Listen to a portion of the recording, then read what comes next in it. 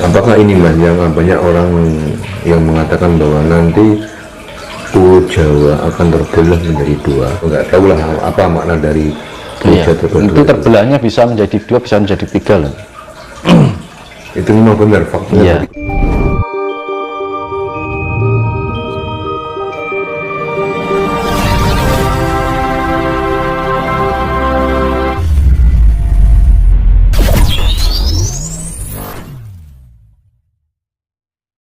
Penerapan apa pengamatan dari indera yang kita miliki, 5 indera itu, input ya kan, pengamatan, pengalaman itu pengolahan, akhirnya bisa diterapkan output kan ngono. Momo derani yuk bali ning Trisula Weda meneh cipta rasa lan karsa. Kita mengolah intelektual, IQ kita mengolah spiritual kita, akhirnya kita bisa menerapkan dalam perilaku dan rasa kita, emosional kita. Padha wae to. Balik ini kuno meneh to Mas. Armu bengulek wae balik ini kuno. Mulai ini suatu ketika akan menjadi pedoman Nusantara, bahkan dunia. Tuh. Wis tak delok wae lah.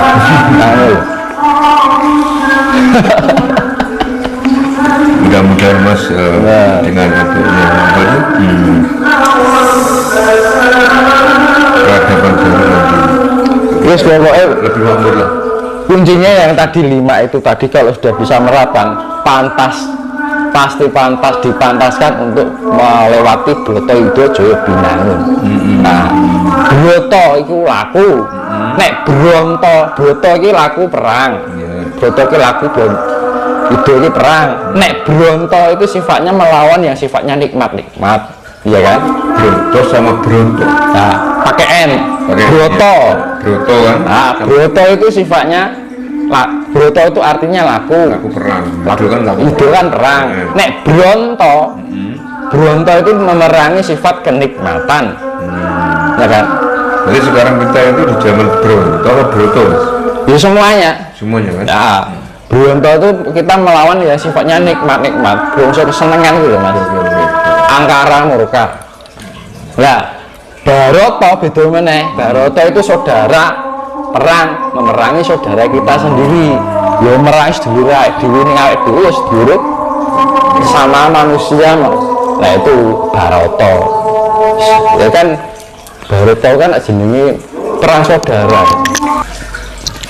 Kita lanjut ke ini Mas, pertanyaan dari netizen Mas Tinus. Siap. Ini dari Ayi Pujiastuti. Tolong tanyain ya Mas ke Mas Tinus, kok bisa tahu penjelasan proton-proton dengan pewayangan? Siapa yang memberitahu semua itu? Matur suwun. Nah itu ya namanya hidup itu penuh dengan teka-teki ya. Iya. Kita punya kecerdasan. Dasarnya saya juga belajar dari pewayangan itu dari sejak kecil, suka nonton wayang. Hobi Mas ya? Ya hobi. Terus kebetulan dulu kuliahnya saya juga di IT. Yang situ. Iya. Nah, juga waktu sekolah saya suka dengan pelajaran matematika, fisika, dan biologi, termasuk kimia. Jadinya dari ilmu-ilmu yang saya dapatkan itu saya gabungkan dengan ilmiah, saya gabungkan dengan sejarah. Karena apa? Saya itu sukanya ngotak-ngatik sesuatu yang sifatnya masih semu di dalam diri kita, karena aku rong percaya nek aku rong iso nemokke ya sejati yang pasti. Jadi aku nggak mau percaya terlebih dahulu yang sifatnya semu, ingin menemukan sesuatu yang sifatnya real. Jadi saya hubungkan, jika misalkan kita menemukan sesuatu ya kan, benda A ini, jika kita cari dengan jalan spirit atau jalan sejarah, ketemu di tempat ini, titik ini ya. Secara biologis ketemu dengan titik yang sama, secara ilmu metafisika ketemu dalam titik yang sama. Nah itu yang namanya kesejatian yang sifatnya real, bahwa pewayangan leluhur kita itu juga mempunyai sifat intelektualitas yang tinggi, cuman digambarkan dalam sebuah cerita pewayangan. Sebenarnya itu. Nah, dari ilmu leluhur, ilmu milenial saya gabungkan. Berawal Itu penemuan saya sendiri. berawal dari hobi Ya, dari kecil. saya nggak belajar dari siapa. wayang, Mas, ya. Jadi nggak belajar dari siapa. Belajar dari ini kita. Kita lanjut Mas ke Mas Margiono Akbar. Bagaimana Mas Dinus penglihatan tentang Gunung Slamet? Itu seperti saya jelaskan tadi, bahwa Gunung Slamet dan Semeru itu adalah portal dimensi yang sifatnya pembeteng.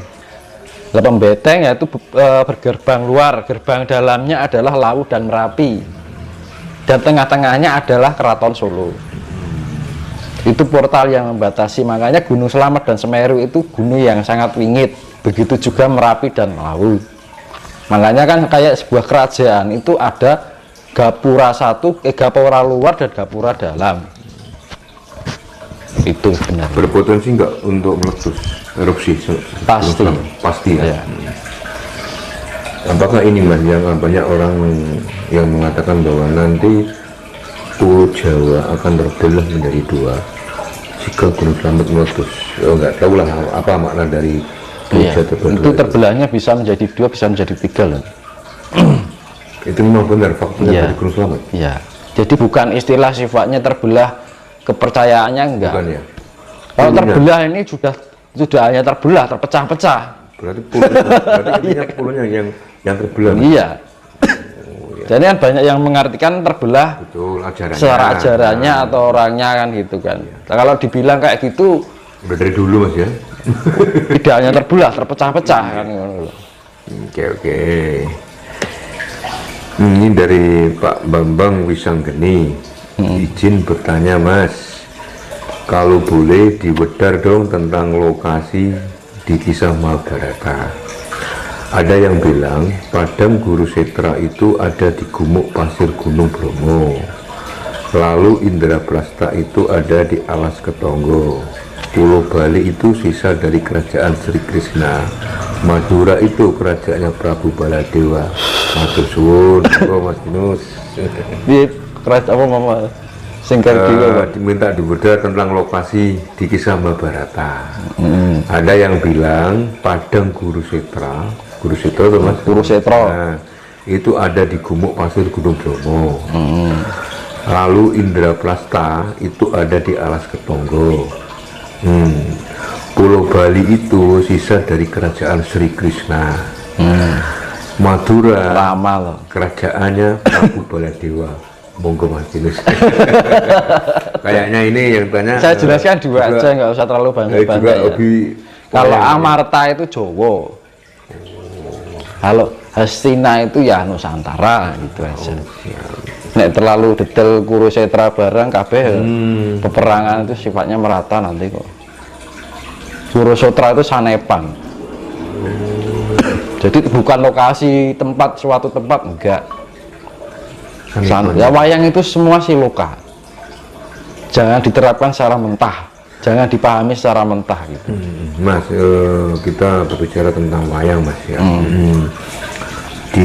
Sebenarnya wayang itu asalnya Mas dari mana? Kan di India juga kan? Ada kan wayang kan? Karena gini, yang membuat wayang itu mungkin bisa jadi nonim, tidak mengeluarkan profilnya, apa ya namanya, tidak menunjukkan gimana ya sifatnya,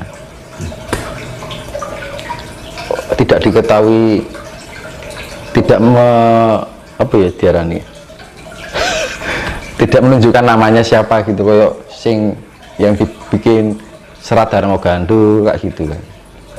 Nah itu soalnya itu wayang itu dulu itu penggabungan sejarah. Jadi dari perjalanan sejarah setelah dunia diciptakan sampai akhir peradaban dunia itu diceritakan di kisah pewayangan. Dan kisah Mahabharata itu kisah-kisah akhir dari pewayangan, jenenge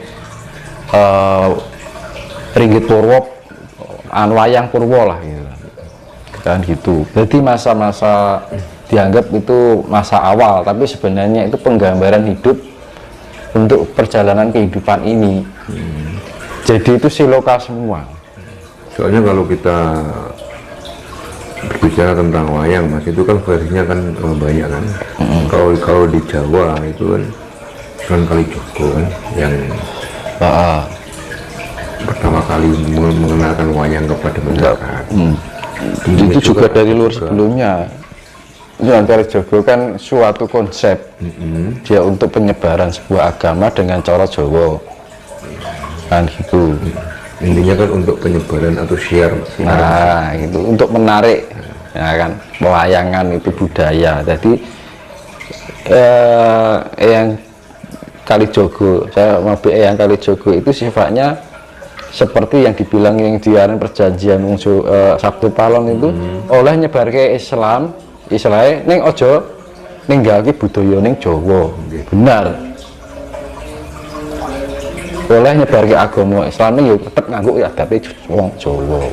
Itu yang menjadi konsepnya Sunan Kalijogo kan. Itu kan beda dengan sunan-sunan lain, lebih pure ke sana kan itu. Ini dari Hongkong Mas Dinus, dari Nimas Ayu Rahayu, tentang mandi malam. Jika setiap malam mandi apa harus keramas juga? Keramas bagus, kan itu kan sifatnya pembersihan. Kan justru malah malam itu harus kondisi bersih loh. Justru keramas itu apike bengi. Bagusnya malam karena apa ya, kebersihan itu juga mempengaruhi ion positif walaupun itu hanya rambut loh tuh. Kalau malah bagusnya kalau keramas itu malah malam, karena kondisi kita mau tidur itu harus keadaan bersih juga ya kan gitu. Misalkan seharian kita aktivitas kan banyak tuh bakteri yang nempel, kita megang rambut ya kan.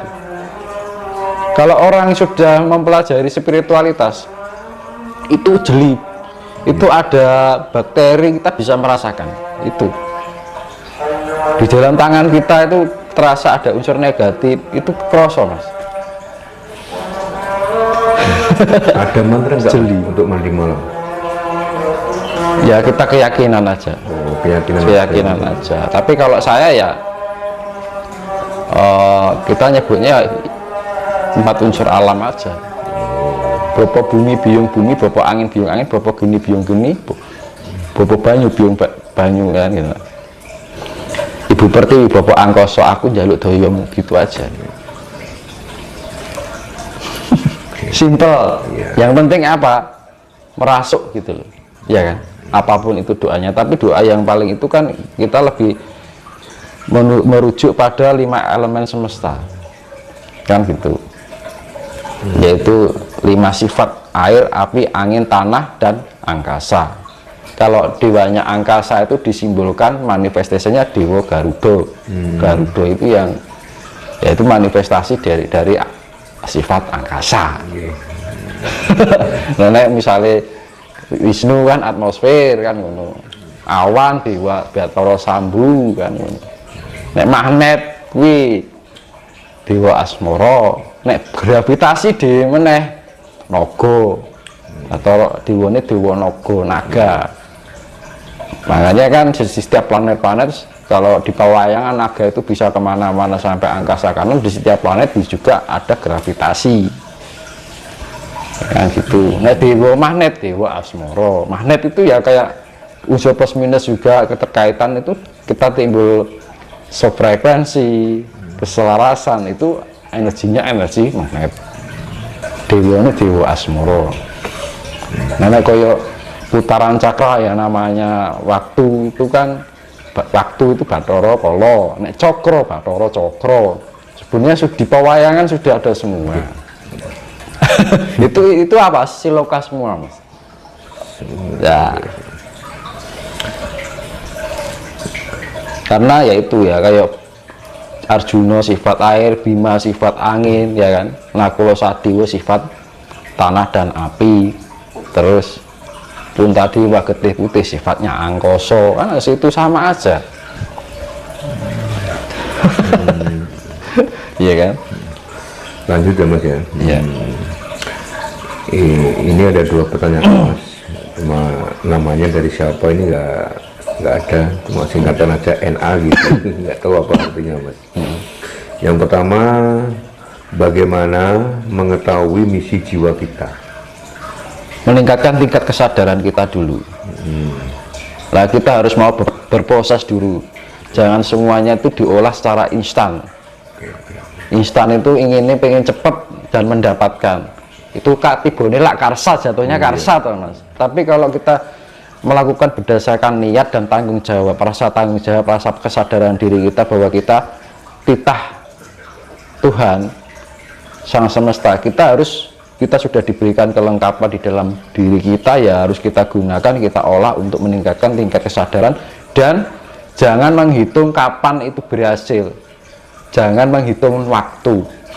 Kalau kita sudah memperhitungkan segala perjalanan spiritual kita, jatuhnya adalah tidak tulus. Akhirnya sifat pamrih, ketulusannya akhirnya hilang. Ya jangan diperhitungkan, mau kita laku spiritual mau 1 tahun, 2 tahun, bahkan seterusnya, karena kita hidup itu adalah sebuah pengabdian, ya kan. Kita ini ngabdi karo Gusti kan, Kuncinya tulus ya. ojo mung karsaku tok ning, kita melakukan atas kehendak Tuhan.